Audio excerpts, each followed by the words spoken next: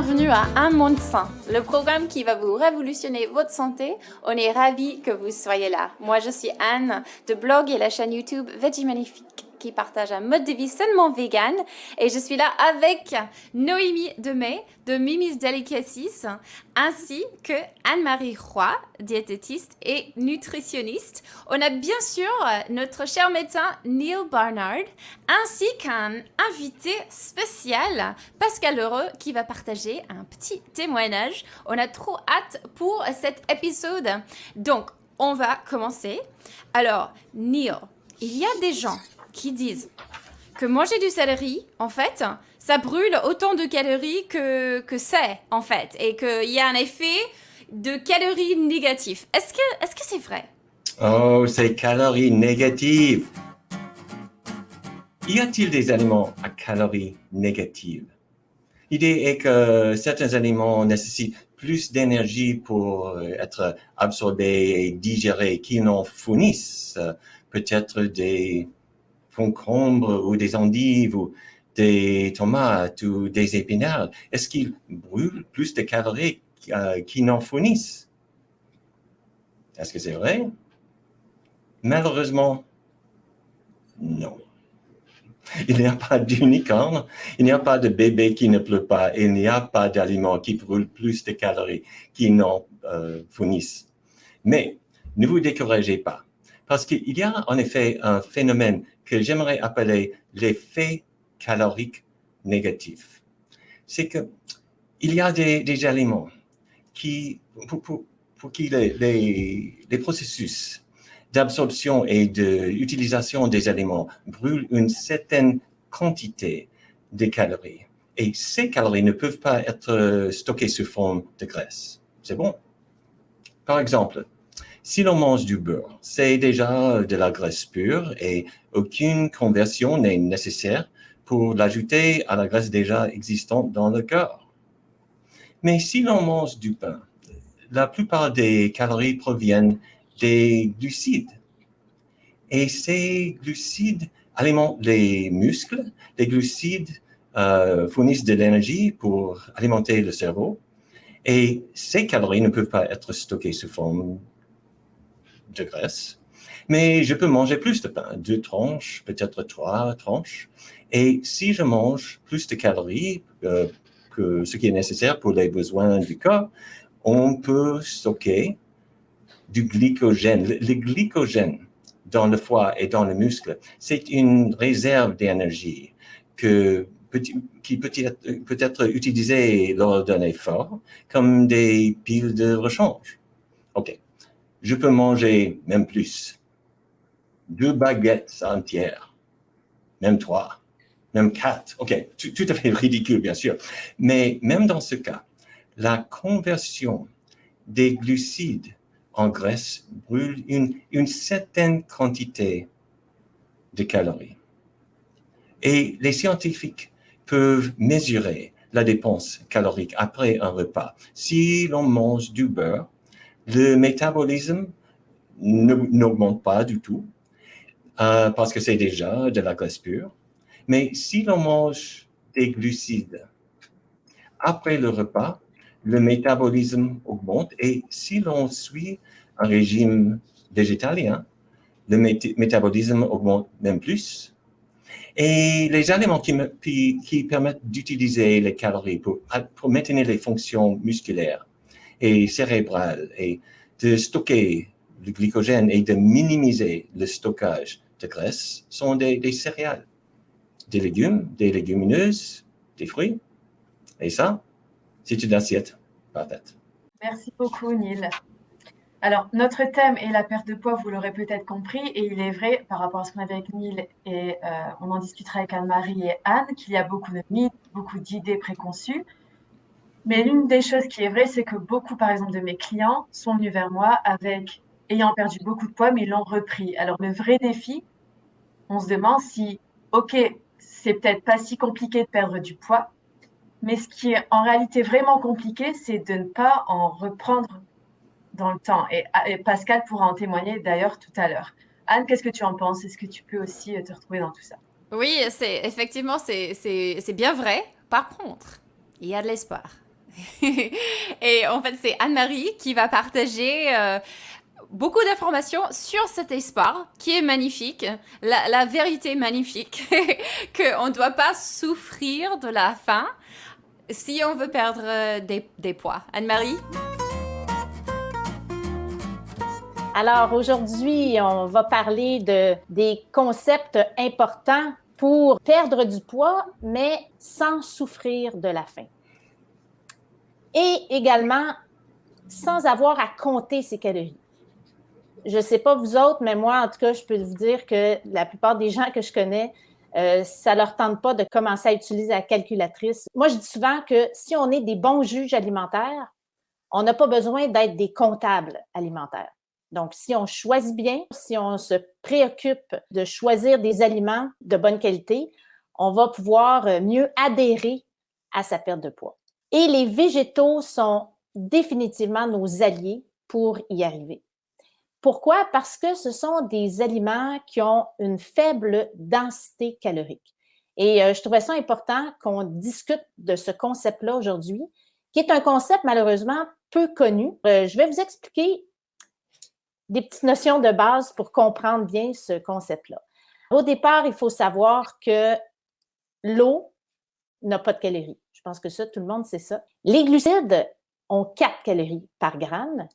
Même chose pour les protéines, 4 calories par gramme. Mais le gras a 9 calories par gramme. Donc, vous voyez que le gras a une plus grande densité calorique que les protéines et les glucides. C'est assez simple, hein? Plus il y a d'eau dans un aliment, plus la densité calorique de l'aliment va diminuer et plus il y a de gras, plus la densité calorique des aliments va augmenter. Dans le fond, tous les aliments par 100 grammes vont osciller de 0 à 900. 0 étant l'eau. 900, ben, c'est le gras pur. On sait maintenant qu'il y a 9 calories par gramme. Alors, 100 grammes de gras pur va être 900. Alors, ça, c'est l'aliment le plus élevé en densité calorique. Ce que les études tendent à démontrer, c'est que si nos repas ont moins de 125 calories par 100 grammes, on va arriver à bien contrôler son poids. Si on veut perdre du poids, on peut diminuer un petit peu à 100 calories par 100 grammes. Alors, si on prend des exemples, les fruits et légumes qui contiennent beaucoup d'eau, c'est entre 80 et 100 d'eau, là. Alors, c'est ce qui explique, dans le fond, que leur densité calorique est très faible.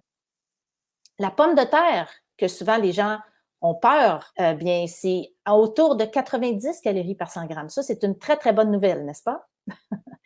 Mais si on décide de trancher la pomme de terre et de la faire tremper dans de l'huile, si on fait de la friture, eh bien là, sa densité calorique va être multipliée par 5. Donc, la friture est une très mauvaise idée. Le fait de tremper un aliment dans un corps gras va augmenter sa densité calorique de façon exceptionnelle. Les grains ainsi que les légumineuses ont un taux assez important d'eau. On fait cuire les grains et les légumineuses dans l'eau. Et en plus, les légumineuses et les grains n'ont pratiquement pas de gras. Alors, c'est ce qui fait que leur densité calorique est extrêmement raisonnable. Lorsqu'on arrive dans le bœuf ou le fromage qui contiennent des quantités importantes de gras, vous voyez que la densité calorique dépasse, là, ça monte. Il y a les noix quand même qu'il faut quand même spécifier. Les noix, parce qu'il n'y a pas beaucoup d'eau dans les noix, il y a beaucoup de gras, bien, la densité calorique des noix est quand même assez élevée. Sauf qu'il faut préciser ici que ce sont des bons gras, comparativement aux gras qu'on aurait dans du fromage, évidemment. Les noix font partie d'une saine alimentation. Il faut juste savoir que les noix doivent être quand même une garniture.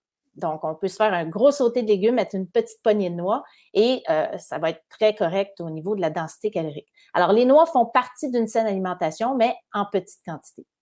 Alors, je veux vous faire remarquer que les végétaux, la grande majorité des végétaux ont une densité calorique très faible. Et c'est ce qui explique pourquoi une alimentation végétale est la façon la plus intéressante d'arriver à perdre du poids et de réussir sa perte de poids à long terme.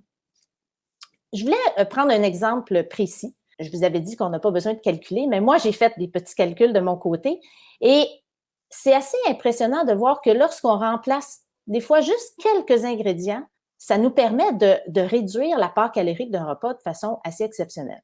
Alors, vous voyez ici, à votre gauche, vous avez un spaghetti avec une sauce à la viande, un peu de fromage et une salade verte avec de l'huile d'olive. Comment arriver à réduire la densité calorique de ce repas-là? Bien, vous allez voir que si on remplace, par exemple, le steak haché par des lentilles. Alors, le steak haché, à cause de son apport en gras, a une densité calorique assez élevée, alors que les lentilles ont une densité calorique beaucoup moins. Si on remplace le fromage par un peu de levure alimentaire et si on remplace la vinaigrette, l'huile d'olive dans la salade par une vinaigrette à base de tahini diluée avec un peu de liquide, bien, ça va faire en sorte que notre vinaigrette va être beaucoup moins calorique. Et ça veut dire que notre repas va avoir 300 calories de moins que le repas initial. Donc, imaginez, là, on va se sentir autant rassasié, mais avec 300 calories de moins. Alors, si on additionne ces 300 calories-là, à un moment donné, ben c'est ça qui fait qu'on arrive à perdre du poids sans vraiment s'en rendre compte. Je voulais préciser qu'il y a d'autres clés au succès ou à la réussite d'une perte de poids. Et ça, on en parlera beaucoup durant le programme. C'est entre autres d'avoir des connaissances. Plus on est connaissant en nutrition, plus on est en mesure de faire des bons choix. C'est très important d'avoir du plaisir à manger et ça, on va en parler immensément beaucoup pendant le programme. On va vous transmettre plein de belles recettes. Et aussi, c'est d'avoir des résultats. Si on a des bons résultats, c'est ça qui va nous inciter à continuer. C'est ça qui va nous motiver à persévérer dans notre changement alimentaire. Alors, justement, parlant de résultats, on a quelqu'un parmi nous qui a eu des bons résultats et on aimerait ça vous le présenter.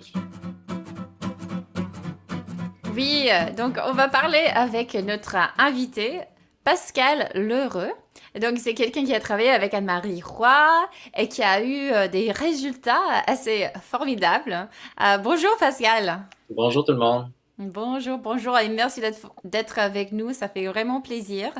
On aimerait bien savoir un peu de ton histoire, de comment tu as trouvé le végétalisme et tout ça. Je te laisse te présenter et aussi raconter un tout petit peu ton histoire. Merci beaucoup. Merci pour l'invitation. Effectivement, c'est un bel accident de parcours qui m'est arrivé. J'ai eu un défi par mes amis de l'université en 2015. Donc, ça fait quand même longtemps pour faire un relais de course. Puis, c'était sur 6 coureurs, sur 123 km. Et j'ai décidé de relever le défi. Je n'étais pas entraîné. Je croyais que j'étais en forme. Je pesais à l'époque 95 kilos, 210 livres. Ça a été très difficile. J'ai réussi à parcourir les 3 tronçons qu'on m'avait assignés. J'ai pris goût à la course et j'ai continué. J'avais pas les résultats que je souhaitais. C'était très difficile. C'était toujours difficile de courir. Puis, je réduisais mes portions. J'essayais de faire des choix éclairés. Ça ne fonctionnait pas. Jusqu'à un point où à la fin 2018, là, j'étais rendu à 95 kilos. 220 livres. Puis ma conjointe a décidé de faire le virage végétal et elle a entendu parler d'Anne-Marie Roy et sa clinique. Il y a eu une séance d'information et je l'ai accompagnée. Lorsque Anne-Marie a parlé des bienfaits scientifiques, vous avez parlé tantôt de connaissances, c'est exactement ce qui m'a accroché. J'ai fait « Oh, OK, c'est peut-être une autre option ».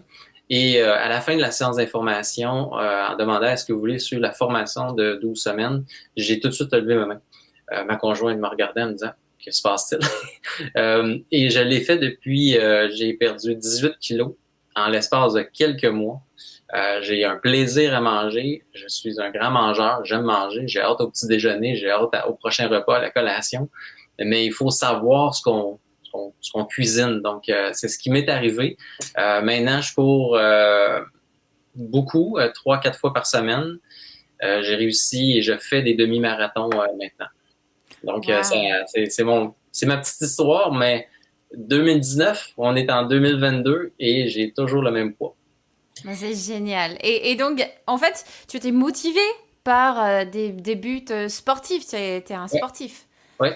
C'est les connaissances scientifiques, les recherches que souvent on lit pas tout ce qui se passe. Il y a des bonnes recherches, des moins bonnes. Puis c'est l'information qui nous permet.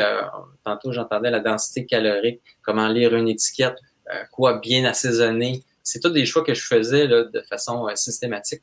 Je m'en rendais même pas compte. Oui, et le truc, c'est que oui, on veut perdre des poids si c'est notre but, mais pourquoi? Donc, dans ton cas, c'était pour que tu puisses, genre, vraiment faire du sport bien et être à l'aise dans tes activités que tu préfères, hein. Je trouve que c'est très important. Anne-Marie, peut-être tu pourrais montrer, donc, les photos d'avant et après de Pascal, hein. Voici l'homme avant et l'homme après. C'est impressionnant, là. Ouais. C'est pas le même homme. Parents, amis, on m'en parle encore. Qu'est-ce que tu as fait? Je le dis, je le partage. C'est un choix de vie. Puis, scientifiquement, je pense que on n'est pas assez connaissant. Puis, c'est ce qui fait la différence. Et j'ai toujours du plaisir à manger. Le slogan de ma nutritionniste Anne-Marie, c'est « Le secret dans la sauce ». C'est tellement vrai. C'est clair. Et donc, en fait, pour toi, c'était pas si difficile que ça de changer ton alimentation. Non, ça n'a pas été difficile. Ça a été, c'est ce qui m'a surpris le plus. Puis, je pense que c'est la connaissance qui a fait en sorte que, OK, évitons un petit peu l'huile, évitons un petit peu tel aliment. J'aimais les noix, j'en mangeais beaucoup. Ah, OK, garniture, une noix, ça peut faire l'affaire. Dans une salade, dans un wrap, dans un bol. Il y a plein de choix, il y a plein de combinaisons là, que parfois on n'essaye pas. Puis ça fait toute la différence. Et c'est clair Vous n'étiez jamais, vous n'étiez jamais frustré en fait, Pascal. Vous continuez quand même à vous faire plaisir, mais d'une autre façon en réalité. Absolument. Dans la combinaison de l'alimentation des sports, il y a 80% de l'alimentation, 20% de l'activité physique. Je peux vous dire que lorsque je mange beaucoup, même si c'est des légumes, la pandémie fait en sorte qu'on a moins fait d'exercice physique. J'ai pris quelques livres. Là, les gyms sont réouverts, je repère mes livres. Donc, c'est vraiment une équation toute simple, là, mais l'alimentation, il joue pour beaucoup dans tout ça. Mais j'aime toujours manger à ma faim. Je me limite pas. C'est cette abondance, en fait, qui est vraiment... c'est, en fait, la vérité vraiment magique. C'est que on peut manger à sa faim. On peut vraiment avoir une abondance et en sachant cette idée de densité calorique. Exactement. C'est clair. Bon, bah, génial. Merci Pascal. C'est vraiment un témoignage inspirant et je suis ravie d'ailleurs que tu aies eu ce résultat qui t'a changé la vie. C'est vraiment magique. Absolument. Absolument. Merci. Merci encore pour l'invitation. À ce jour, je suis rendu à 2000 km de course de fait et j'ai du plaisir. Et maintenant, je vois ce qui se passe autour. J'ai du plaisir à regarder le paysage. Avant, je me concentrais sur mon exercice physique puis ça a changé ma vie, effectivement. Mais c'est ça, c'est pas que le physique aussi, c'est que tous ces changements impactent le mental, en fait. Oui, absolument. Et c'est la beauté, en fait, de tout ça. Donc, c'est possible. Souvent, on voit des grands résultats dans des grandes revues. Puis, moi, c'est un 18 kilos, mais ma taille est passée de 36-37 à 32-33. Ça vous donne une idée, là. Ça fait la différence. On change notre garde-robe dans ce temps. C'est un beau problème. Oui, d'avoir à changer son garde-robe. Merci encore, Anne-Marie. Ça m'a aidé. Oh, c'est formidable. Dans l'actualité internationale, Haarlem, une petite ville située dans la banlieue d'Amsterdam, sera la première au monde à interdire la publicité de la viande dans les lieux publics. La nouvelle loi, qui entrera en vigueur l'année prochaine, interdit la publicité commerciale des chaînes de restauration rapide ainsi que toute viande issue de l'élevage industriel. L'effet de cette interdiction sur l'environnement n'est qu'un début. Outre la réduction des émissions de gaz à effet de serre, elle pourrait également permettre de sauver davantage de vies innocentes et de protéger la santé publique.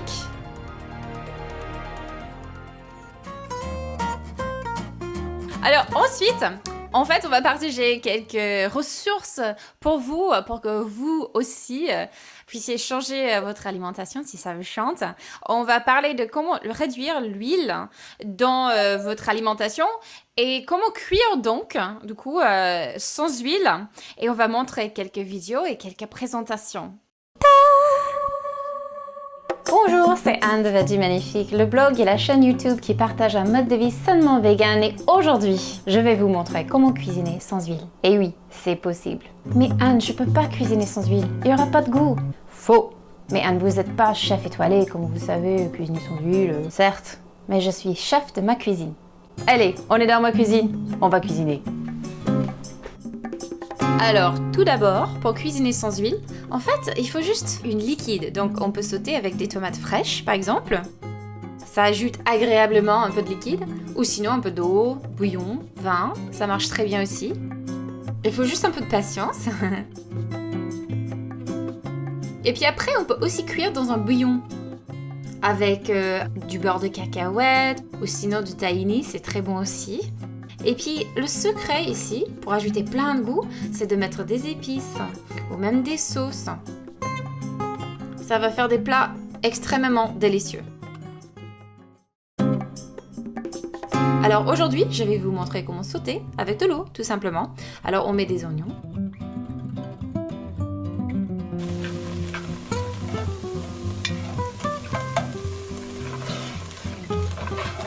Et lorsqu'on a besoin de liquide, j'ajoute un tout petit peu d'eau. Et puis, je vais mettre la magnifique sauce d'Anne-Marie aujourd'hui parce qu'on va faire des pâtes. Alors, vous allez apprendre à faire cette sauce magnifique dans un instant. Mais moi, j'adore et j'utilise tout le temps. Alors, je vais mettre un peu de paprika fumé parce que c'est le kiff total. Un peu de poivre. Et puis, je le laisse traîner pendant que je fais des pâtes. Et ce que j'aime bien faire, c'est d'ajouter un peu d'épinards dans la dernière minute de cuisson des pâtes. Ajouter un peu de verdure, vous savez. Écoutez-moi ça.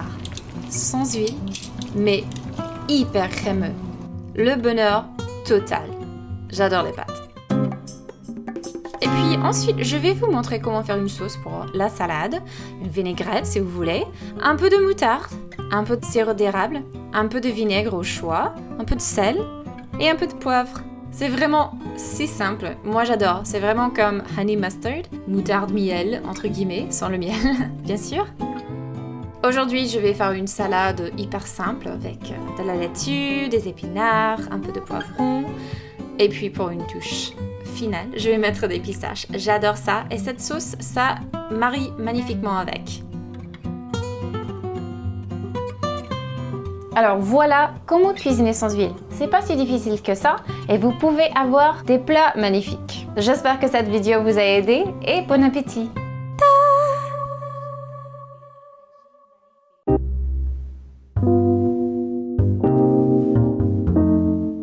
Donc maintenant, on va parler de la pâtisserie avec Noémie, la reine des pâtisseries. Noémie?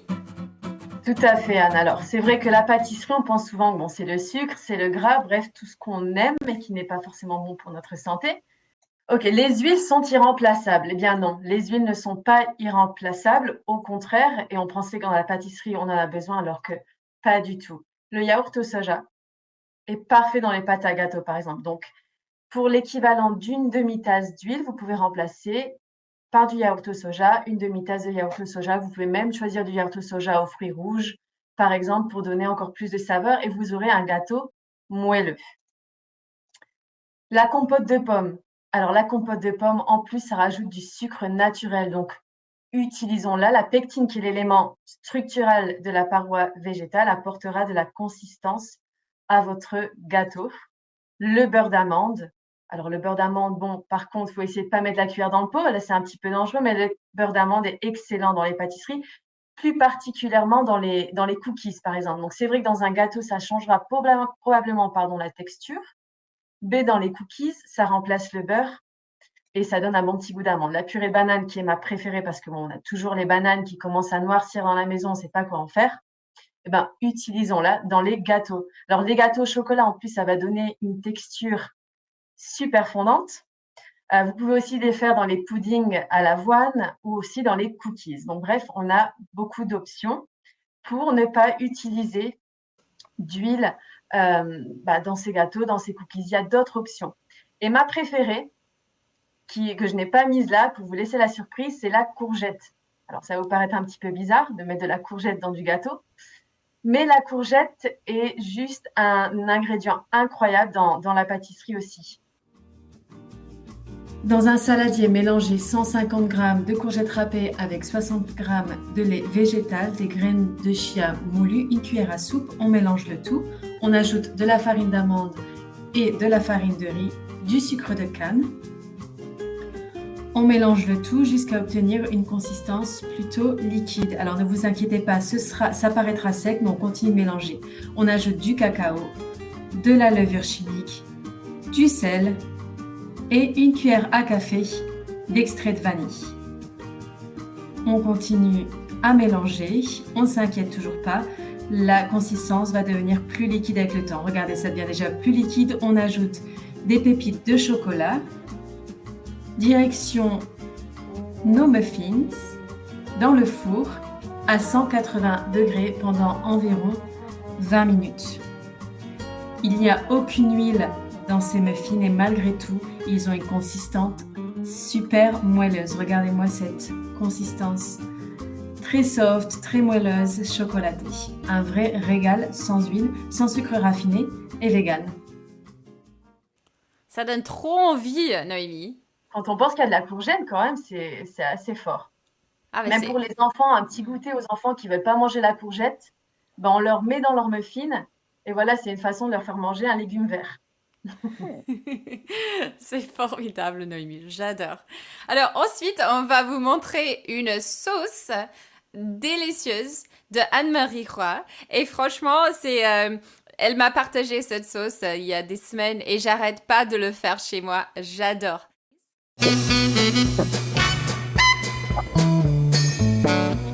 Puisque le secret est dans la sauce, aujourd'hui, j'aimerais vous préparer une de mes recettes préférées, la sauce au poivron rouge. C'est une recette vraiment géniale pour 4 raisons. Elle est savoureuse, ultra santé, elle se fait en un rien de temps et on n'a même pas de vaisselle à faire.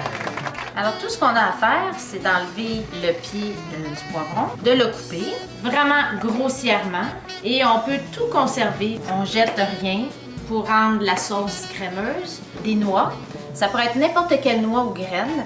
Ici, je vais mettre des noix de Grenoble, donc une bonne poignée.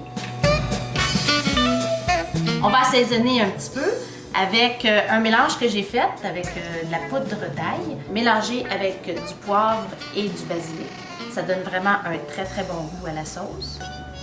L'ingrédient magique, c'est toujours la levure alimentaire qui va donner un petit goût fromagé, une saveur umami. On pourrait mettre du sel, du tamari, mais j'aime bien moi mettre des herbes salées du bas du fleuve. Et pour aider à bien mélanger, on va rajouter simplement un tout petit peu d'eau.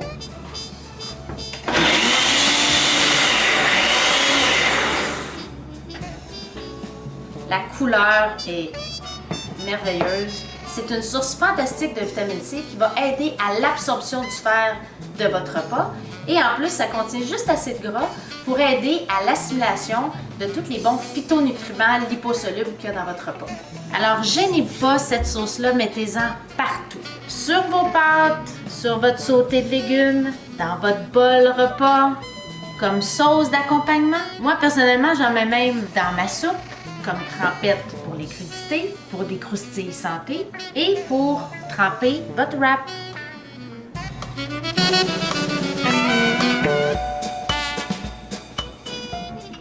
Waouh, ça donne envie. Elle a l'air super crémeuse. Bon, merci beaucoup les amis. Alors, on a eu un mix de témoignages absolument super inspirants de Pascal, le côté plus médical avec Neil qui nous apprend les connaissances, avec Anne-Marie pareil, nos recettes avec Anne. Bref, c'est un bon mix et chaque session sera comme ça, un mix de différents, un vrai mix pour qu'on s'ennuie jamais.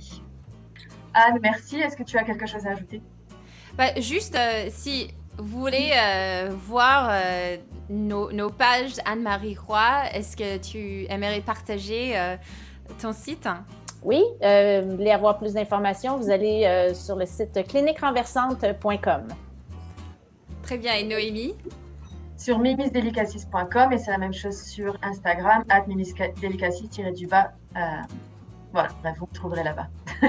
Et moi, je suis Anne de Veggie Magnifique sur les réseaux sociaux et veggiemagnifique.com.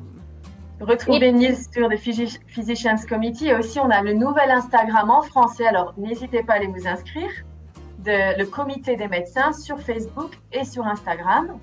Pascal, est-ce qu'on veut vous retrouver quelque part ou... J'ai pas de site web, par contre, je suis sur la Rive-Sud de Montréal, au Québec. Ou sur différents parcours de course. Super, merci beaucoup pour le témoignage incroyable, Pascal. Merci d'avoir été avec nous. Neil, est-ce que vous voudriez ajouter quelque chose? Simplement que je suis vraiment frappé que ces astuces, ces recettes sont très, très faciles à faire. Ce n'est pas compliqué du tout. Et les résultats sont vraiment impressionnants. Ouais. N'est-ce pas? Oui, et c'est un autre critère important qu'on aurait pu rajouter pour réussir une perte de poids. Il faut que ça soit facile. Il faut que ça soit bon et facile. Donc, je confirme. Oui. Je ne suis pas un grand cuisinier et je fais mon croton aux lentilles, je fais mes sauces, c'est facile, c'est vraiment simple. Il faut juste prendre le temps de le faire. Puis les recettes que vous avez montrées sont très appétissantes. Merci, c'est encourageant. Oui. Merci à tous les amis. On se retrouve dans la prochaine session. Merci. À la prochaine. Bye. À la prochaine. Merci, Bye bye. bye. Voici ce qui vous attend la prochaine fois sur Un Monde Sain. De faire encore mieux que le régime méditerranéen. Le soleil s'invite chez moi à défaut d'être dehors. Suivez-moi, on commence par le petit déjeuner. Le système cardiovasculaire, on observe une amélioration de la pression artérielle. On dirait qu'il y a 1 million de régimes et de stratégies différentes. Puis-je manger cette pomme? Un des polyphénols importants, c'est l'hydroxytyrosol. Il y en a 85 fois plus dans les olives. Pour le groupe végétalien, la perte de poids était importante. Nous avons hâte de vous revoir. Pour ne rien manquer, suivez le comité des médecins sur Instagram et Facebook.